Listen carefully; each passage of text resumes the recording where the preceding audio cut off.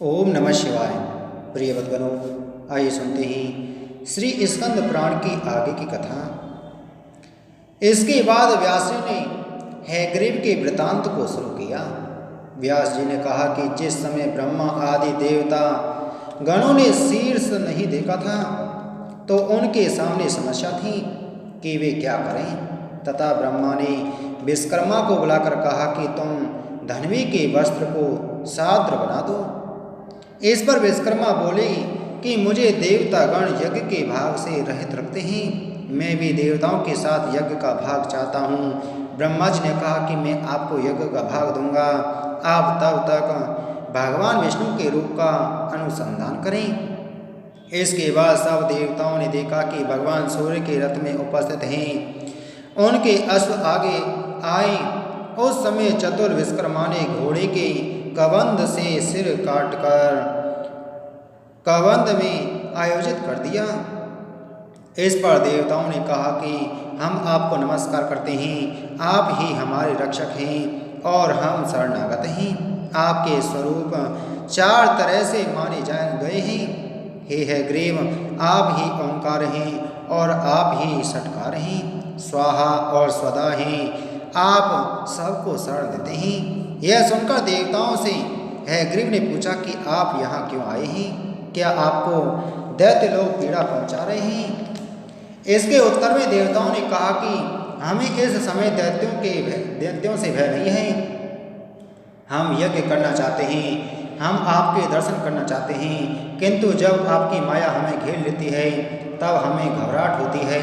हमने आपका योगारूढ़ स्वरूप देखा है, हमने आपको जिताने के लिए बबरी से नहीं कहा था, इसलिए यह घटना हो गई और आपके कबंध पर लगा दिया, इसलिए आप भयभीत हो गए।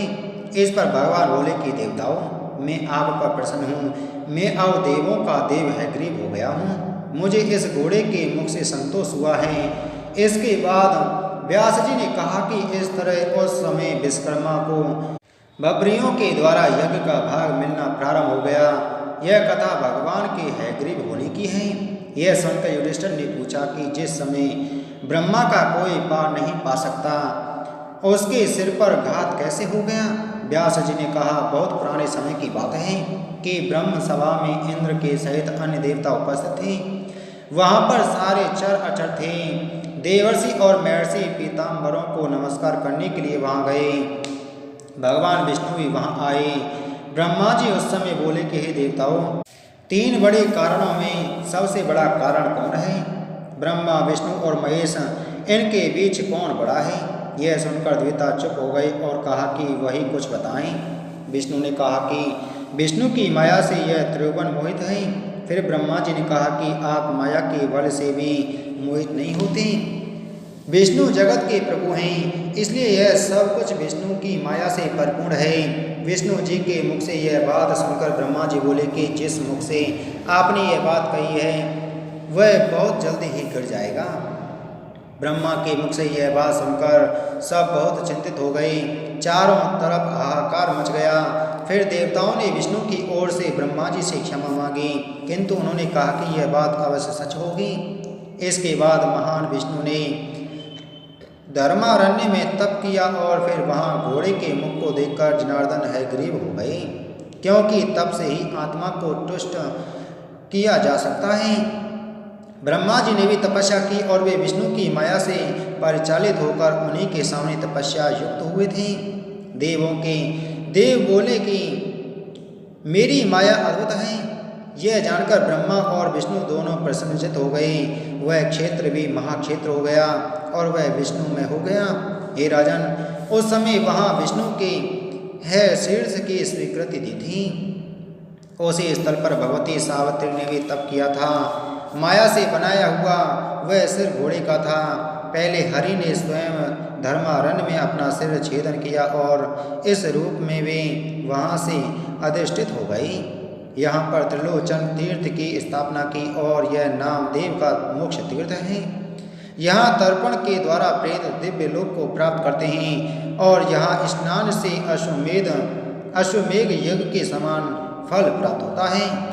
हे महाराज, यह तीर्थ तीनों भवनों में प्रसिद्ध है। मुनि लोग यहाँ आकर तप किया करते हैं। इस पर युधिष्ठिर ने पूछा कि इसमें तालाब किस प्रकार से विख्यात है और इसका स्वरूप कैसा है।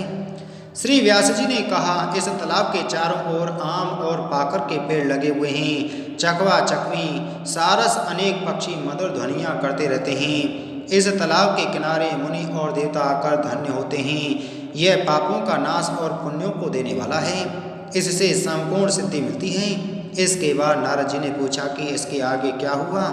मैं बहुत समय उस स्थान पर रहा, मुझे उसके भूत और भविष्य की कहानी बताइए। ब्रह्मा जी ने कहा, त्रेता के बाद द्वापर युग के अंत में उसका संरक्षण हनुमान जी करते रहे। हनुमान जी के अलावा कोई और उसका संरक्षण कर ही नहीं सकता था। अपने भगवान की आज्ञा से हनुमान जी इस तीर्थ की रक्षा करते थे। यहाँ पर उनके संरक्षण में ब्राह्मणगण निरंतर वेदों का पाठ करते थे। महाराजा युधिष्ठिर ने पूछा कि क्या उस स्थान का मान भंग किसी समय हुआ या नहीं। उस स्थान को दैत्यों और दुष्टों ने कब जीता। व्यास जी बोले, कलयुग के आने पर आपके नाम वाला कान्य कुब्ज देश का स्वामी हुआ। वह धर्म का ज्ञाता और नीतिज्ञ था और अत्यंत शांत स्वभाव, सुशील तथा धार्मिक था। जब द्वापर आया तो कलयुग के आते आते अधर्म के भय से सभी देवता लोग उसे छोड़कर नैमिषारण्य में आ गए और भगवान राम की भी अपने सहायकों सहित सेतुबंध पर चले गए। युधिष्ठिर ने पूछा कि कलयुग के आने पर किस प्रकार का भय व्याप्त हो गया, जिससे देवताओं ने रत्न धारण करने वाली धरती का भी परित्याग कर दिया। तब व्यास जी ने कहा कि मैं अब तुम्हें कलयुग के धर्म का वर्णन करता हूँ। यह सारे कार्य भविष्य में इसी प्रकार होंगे। कलयुग में सभी लोग असत्य भाषण करने वाले, दूसरे की निंदा में लीन और दूसरे का धन चुराने में लगे रहेंगे। पुत्र पुत्रियाँ माता पिता के प्रति अवज्ञा का भाव रखेंगे और अपने ही गोत्र की स्त्रियों में अनुरक्त होंगी। कलयुग में परस्पर वे द्वेष से भरे हुए लोग होंगे। कलयुग में ब्राह्मण वेदों से भ्रष्ट हो जाएंगे और संध्या आदि नहीं करेंगे। इस तरह शांति भंग हो जाएगी और लोग भक्ति से रहित रहेंगे। सतकोच लेना सामान्य बात हो जाएगा। पराये धन के लिए लालायित ब्राह्मण बिना स्नान किए भोजन करेंगे। क्षत्रिय लोग युद्ध से पलायन करेंगे और इसी तरह शूद्र लोग सेवा भाव से अलग हो जाएंगे। स्त्रियां अपने स्वामी से द्वेष करने वाली होंगी। लोग आपस में बंधु बांधवों के बीच द्वेषपूर्ण व्यवहार करेंगे। ब्राह्मण दूध घी आदि बेचने वाले हो जाएंगे। वृक्ष अच्छी तरह फल नहीं देंगे। लोग अपनी कन्याओं को बेचने लगेंगे। इस तरह कलयुग में व्रत आदि की स्थिति भी समाप्त हो जाएगी। कलयुग आने पर लोग तीर्थों का सेवन नहीं करेंगे। अधिक खाना और अधिक सोना प्रिय हो जाएगा। वे छल छिद्र में लगे हुए एक दूसरे की हानि करते रहेंगे। विश्वासघात बढ़ जाएगा। हे राजन, लोग अपने मित्रों में द्रोह करेंगे। चारों वर्ण एकदम लुप्त होकर एक वर्ण हो जाएंगे। इसके बाद नारद जी ने पूछा कि महाभाग, मैंने आपसे अनेक व्रतों के विषय में सुना है, किंतु मैं चतुर्मास के परम शुभ व्रत के विषय में जानने की इच्छा रखता हूँ। इस पर ब्रह्मा जी ने कहा कि चतुर्मास का शुभ व्रत करने के कारण ही भरतखंड में मनुष्यों की मुक्ति दुर्लभ नहीं होती। स्वयं भगवान मुक्ति को प्रदान करने वाले हैं। चातुर्मास में विशेष रूप से भगवान विष्णु का व्रत करना चाहिए। मनुष्य को चाहिए कि वह चातुर्मास में विष्णु का व्रत रखे और फिर अपने को पुष्ट और सुशोभित करे। चातुर्मास में प्रातःकाल स्नान करने से समस्त ऋतुओं में स्नान के पुण्य फल जैसा प्राप्त होता है। यदि कोई नदी ना हो तो तालाब अथवा कुएं में स्नान करना चाहिए। भास्कर क्षेत्र में रेवा नदी में चातुर्मास में एक दिन स्नान कर लेने से जीवन का कोई भी दोष शेष नहीं बचता। 3 दिन तक जो व्यक्ति नर्मदा में स्नान करता है उसके समस्त पाप धुल जाते हैं। और जो मनुष्य एक पक्ष तक गोदावरी में स्नान करता है वह सीधा भगवान विष्णु के लोक में जाता है।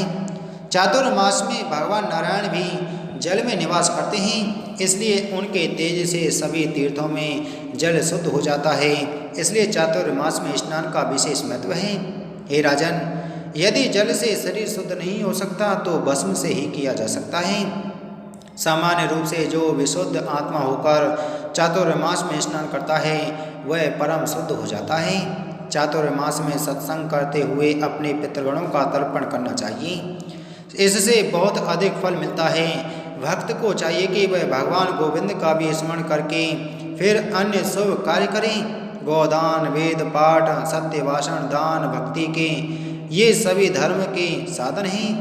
नारद जी ने ब्रह्मा जी से पूछा कि नियम के द्वारा क्या फल हुआ करता है। इस पर ब्रह्मा जी ने उत्तर दिया कि मनुष्य की अनेक क्रियाओं में नियम होता है, जो व्यक्ति उसका पालन नहीं करता वह उचित तरह से क्रिया का संपादन नहीं कर सकता। जो विद्वान पुरुष है उन्हें नियम पालन करना चाहिए। सत्संग, षड्वर्ग अध्यात्म के मूल हैं और इनसे मनुष्य में सद्गुण स्थित रहते हैं। जो योगी नित्य ही नियमों का पालन करता है वह अध्यात्म में रत रहता है, और जो सब तरह के अपने मन की कामनाओं को जीत लेता है वह ज्ञानी होता है और मन के नियमन से निश्चित ही मोक्ष को प्राप्त कर लेता है। क्षमा, सत्य का पालन करना परम तप के समान है। सत्य ही सर्वोत्तम ज्ञान है और सत्य में ही सारे धर्मों की प्रतिष्ठा है। किसी भी तरह की इच्छा से हीन व्यक्ति योगी होता है और वह प्रज्ञावान होकर अहंकार से रहित होता है। अहंकार को त्याग देना चाहिए क्योंकि वह विष के समान होता है। इच्छा के अभाव से मनुष्य क्रोध को जीत लेता है और लोभ पर विजय पा लेता है। एक समय भगवान श्री महादेव पर्वत के शिखर पर बैठे थे। उमा देवी उनके साथ थी और उन्होंने परम लक्ष्मी को भी धारण किया हुआ था। उनके अनेक गण वीर, बाहुवीर, भद्र, टुंडी, नंदी, उत्कट, विकट, कंटक, पुण्योत्कट, महाभद्र आदि उनके पास विद्यमान थे। ये सारे गण भद्रकाली देवी के सहित महादेव की जय बोल रहे थे। प्रेत और पिशाच भी स्तवन कर रहे थे। वसंत का आगमन था और वन में नई नई कलियां सुशोभित हो रही थीं। दक्षिण दिशा की ओर जाने वाली हवा कवियों को सुख दे रही थी। वियोगी लोगों के हृदय फूलों की ओर आकर्षित हो रहे थे। जब इस तरह की स्थिति थी तो नंदी ने सबको टोका और कहा कि अपने मन को चपल मत करो। उन्होंने सबको सावधान किया। तब उनकी बात सुनकर सब लोग अपनी अपनी उत्पत्तिकाओं में तप करने के लिए चले गए।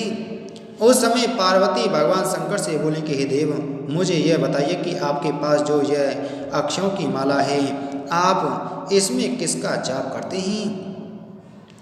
क्या आपसे भी कोई महान है जिसका आप चित्त में ध्यान करते हैं?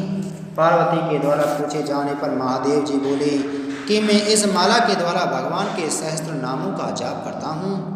24 संख्या वाले भगवान श्री हरि के अवतार श्री नाम वाले प्रभु का स्मरण करता हूँ।